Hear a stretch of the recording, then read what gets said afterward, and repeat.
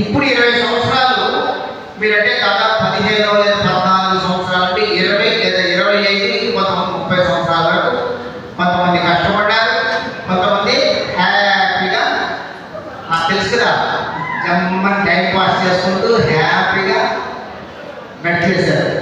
మరి 60 సంవత్సరాల జీవితం ఎట్లా గడపాలి? ఇక మరి అమ్మ నాన్నలు ఎట్లా పోషించాలి? సమాజంలో మీరు ఒక మంచి సంగీత విద్వాంసుగా, ఒక నాట్య నర్తకిమణిగా, లేదంటే నామసుడు విద్వాంసుగా ఏదైనా కానీ బ్రతకాలి కదా సమాజంలో. ఏం రాదు, ఎక్కడి నుంచి వచ్చినావు? నేను శ్రీ వెంకటేశ్వర సంగీత నృత్య కళాశాల స్టూడెంట్. ఏంటంటే ఏదైనా 4 కీర్తనలు పాడు, ఒక 4 రాగాలు పాడు, చాలా చక్కగా ఏదో పిల్లలు డ్యాన్స్ చేయంటే వాడికి ఎంత ఎఫిషియన్సీ ఉండాలా, ఇక్కడ ఎంత కష్టపడి నేర్చుకొని ఉంటే బయట సమాజంలో ఎంత బాగా చేస్తారు ప్రదర్శన. మీరు చేసే ప్రదర్శనలు ఇక్కడ అన్ని లెక్చర్ చూసి చూడనట్టుగా గమనిస్తూ ఉంటారు. అందరికీ తెలుసు ఎవరు ఎంత పాడతారు, ఎంత వాయిస్తారు, ఎంత నాట్యం చేస్తారు, ఎవరు ఎంత నేర్చుకున్నారు, ఎంత నేర్చుకుంటున్నారు, వాళ్ళు ఎంత క్రమశిక్షణగా ఉన్నారు, సత్ప్రవర్తనతో ఉన్నారా, లేదంటే ఊరికే టైంపాస్కి వచ్చారా, ఏదో పౌని పాపం భోజనం చేసుకునేటాడు 5 ఏళ్ళు 7 ఏళ్ళు. ఇవేమీ కావు. మనం భగవంతుని సన్నిధిలో ఉన్నాము.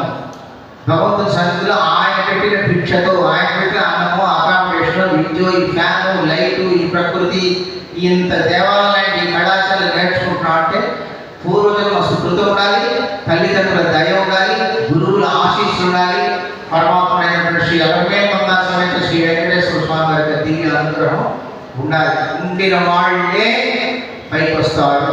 ఇందులో ఏది ఒకటి తప్పినా కూడా కష్టం. మీ అపారమైనటువంటి సాధన, మీరు నేర్చుకున్నటువంటి జ్ఞానం ఏదైతే ఉందో అదే కాపాడుతుంది. అట్లయితేనే ఏనాటినా ఫలానా స్టూడెంట్ బాగా పైకి వచ్చాడు, మన పేరు నిలబెడతాడు, మన కళాశాల పేరు నిలబెడతాడు.